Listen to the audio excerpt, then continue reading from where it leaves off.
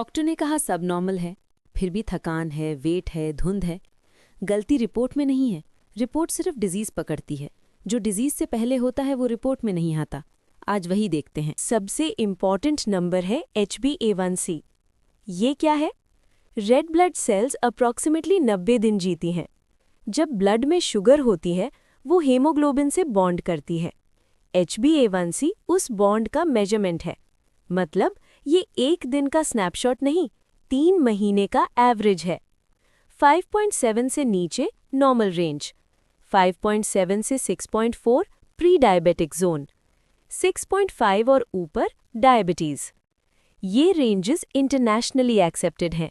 लेकिन इंडियंस के लिए एक और बात समझनी ज़रूरी है।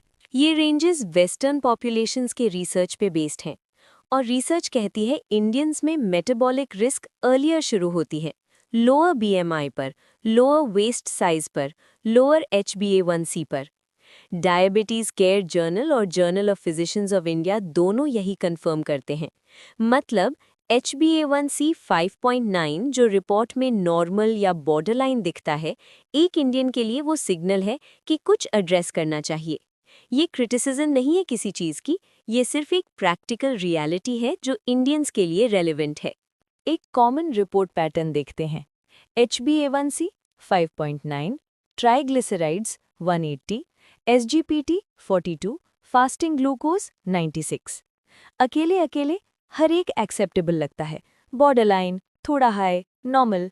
लेकिन साथ में देखो ये एक पैटर्न है, गट ड्रिवन मेटाबॉलिक डिसफंक्शन जो काफ़ी टाइम से चल रही है।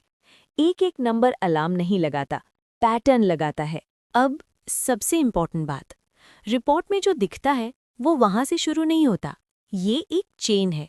पहले गट डिसबायोसिस, गट में बैक्टीरिया का बैलेंस बिगड़ता है।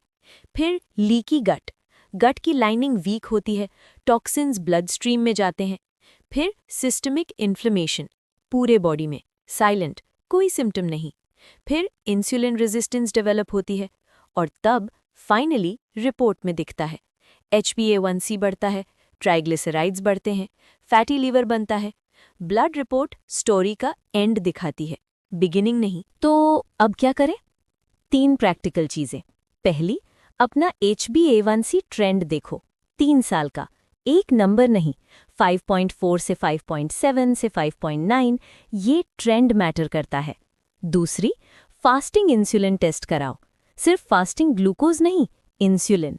ये इंसुलिन रेजिस्टेंस को तभी पकड़ता है जब HbA1c अभी भी नॉर्मल होती है। अपने डॉक्टर से स्पेसिफिकली पूछो इसको टेस्ट में ऐड करने के लिए। तीसरी, गट को अपस्ट्रीम मानो, साइंस इस डायरेक्शन में जा रही है। फर्मेंटेड मिलेट्स पे पीयर रिव्यूड स्टडीज हैं जो गट इन्फ्लेमेशन पे मेजरेबल इम्पैक्ट दिखाती हैं। अपस्ट्रीम एड्रेस करो, नंबर्स खुद ठीक होते हैं। आपकी रिपोर्ट एक कॉन्वर्सेशन स्टार्टर है, पूरी कॉन्वर्सेशन नहीं।